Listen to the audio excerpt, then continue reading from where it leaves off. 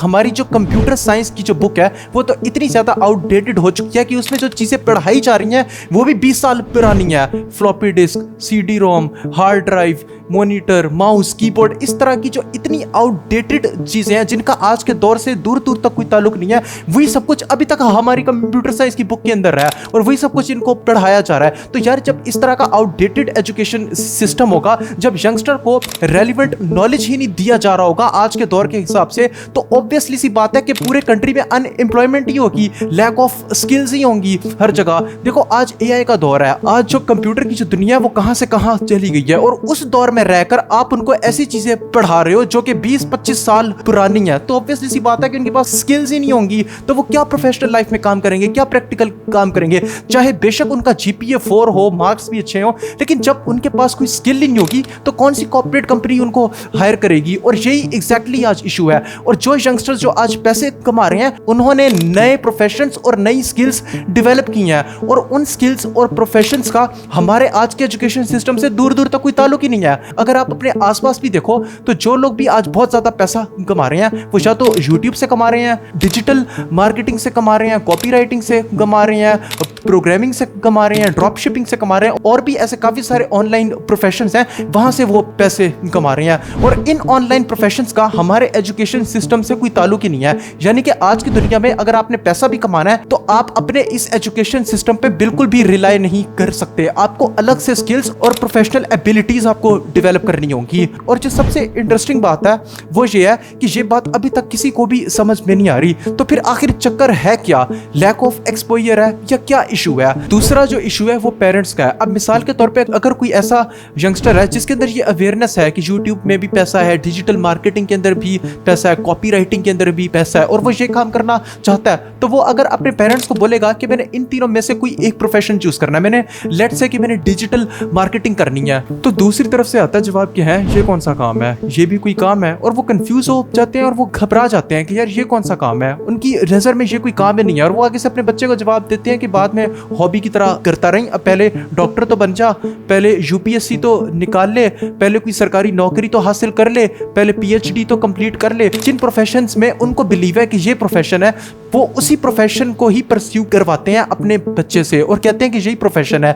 जो बाकी काम है वो उनको बिल्कुल ही वेस्ट ऑफ टाइम फील होते हैं कि ये कोई प्रोफेशन है ही नहीं। तो एक प्रॉब्लम तो ये भी है जो कि एजुकेशन सिस्टम से हट के है, वो हमारे पेरेंट्स का है कि उनको समझ में नहीं आती कि आज दुनिया चेंज हो रही है और ऐसी काफी सारी ऑनलाइन स्किल्स भी हैं जिनसे बच्चे जो हैं वो लाखों कमा रहे हैं। हमारा एजुकेशन सिस्टम जो है वो इस हद तक आउटडेटेड हो चुका है कि आज की तारीख तक भी हमारे एजुकेशन सिस्टम में सिर्फ 2 या 3 प्रोफेशन ही एग्जिस्ट करते हैं, डॉक्टर, इंजीनियर और सरकारी नौकरी, बस। और पूरे इंडिया में, पाकिस्तान में, बांग्लादेश में, इन तीनों कंट्रीज में आज इन्हीं 3 प्रोफेशंस में सबसे ज्यादा कंपटीशन है। हमारे एजुकेशन सिस्टम का इशू ये है कि उसमें यंगस्टर्स तो बहुत सारे हैं जो कि पढ़ाई कर रहे हैं, लेकिन उनके सामने जो प्रोफेशंस होते हैं वो सिर्फ 2 या 3 होते हैं। लैक ऑफ एक्सपोजर ये है कि हमारे यूथ को ये बात मालूम ही नहीं है कि ऐसे और भी काफी सारे प्रोफेशंस हैं जिनमें कोई अभी तक कंपटीशन है ही नहीं और वो वहां से अच्छा खासा पैसा भी कमा सकते हैं। और आज जितने यंगस्टर्स भी जो कामयाब हैं और जो पैसा कमा रहे हैं वो वहीं से कामयाब हुए हैं। YouTube, digital marketing, copy writing वगैरह वगैरह,